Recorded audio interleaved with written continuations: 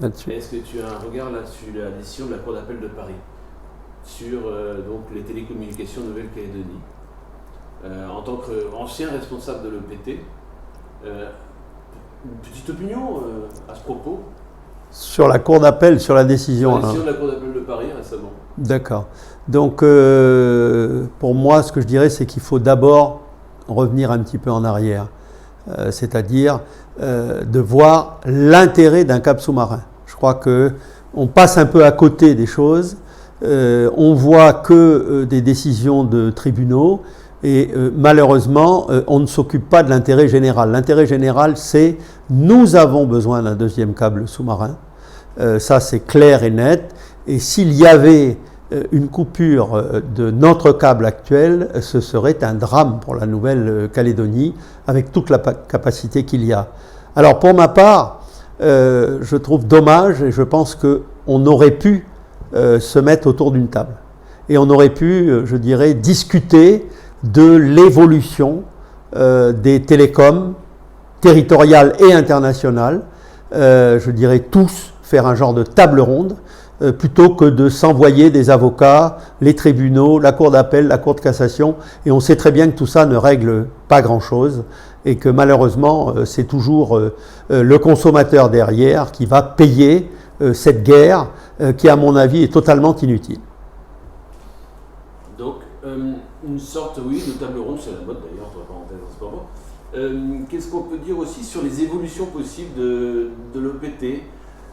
Pourquoi pas un jour à la concurrence, notamment dans la téléphonie mobile? C'est arrivé en tout cas en Polynésie. On est bien d'accord avec Vodafone, hein, Tout à fait. qui a, entre guillemets, cassé, le mot est un petit peu dur, mais le monopole sur place de l'EPT. Oui, hein, tout à fait.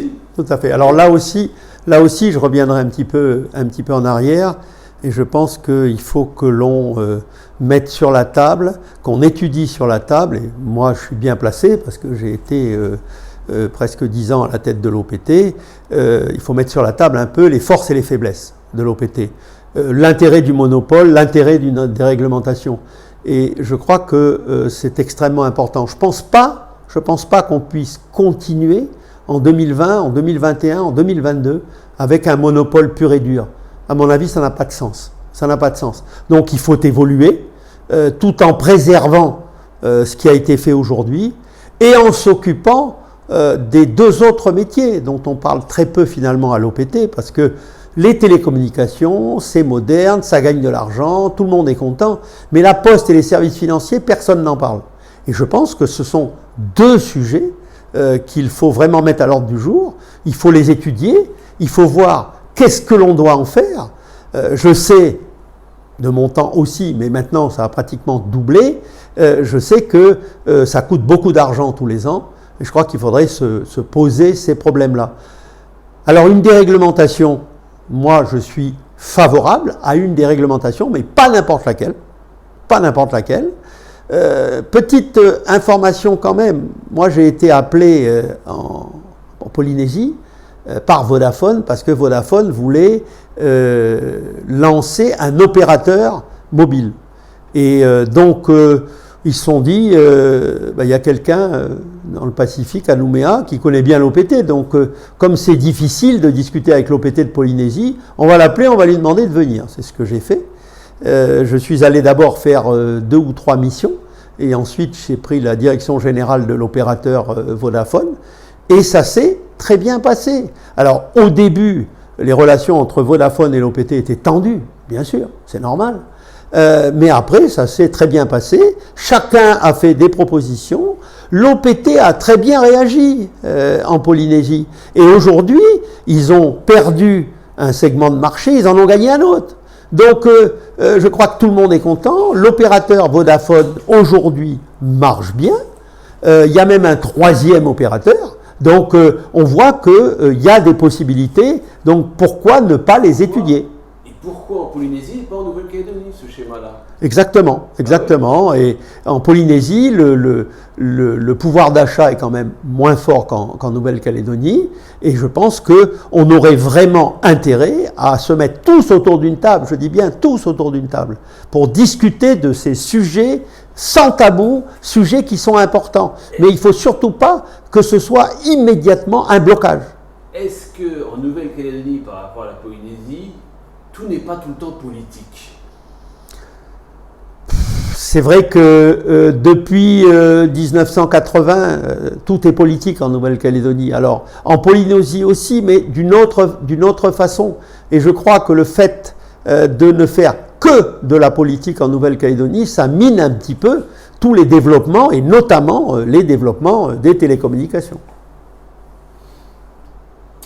Un petit regard aussi peut-être sur la concurrence en général en Nouvelle-Calédonie. Est-ce qu'elle est vraiment respectée ou systématiquement il y a le problème des protections de marché qui revient régulièrement, et on parle souvent de crise économique en Nouvelle-Calédonie, on parle de dégringolade souvent, pour un oui ou pour un non, pour faire très général dans les problèmes que traverse le territoire. Mais est-ce qu'il n'y a pas aussi le souci des protections de marché qui sont lourdes et qui concernent d'ailleurs tous les secteurs d'activité? Je pense que si, mais aujourd'hui on a un gros avantage, hein. On a l'autorité de la concurrence. Quand moi j'étais en poste en Nouvelle-Calédonie, il n'y avait pas cette autorité de la concurrence. Je crois que c'est une bonne chose.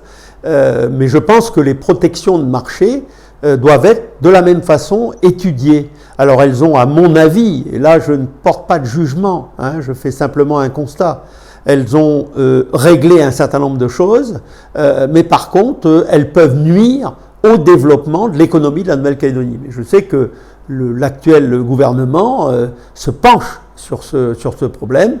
Alors évidemment, je dirais ce pauvre gouvernement, parce qu'ils ont vraiment beaucoup de problèmes à résoudre, et ça doit pas être facile, mais je crois que c'est quand même dans les tiroirs et que ça devrait sortir assez rapidement.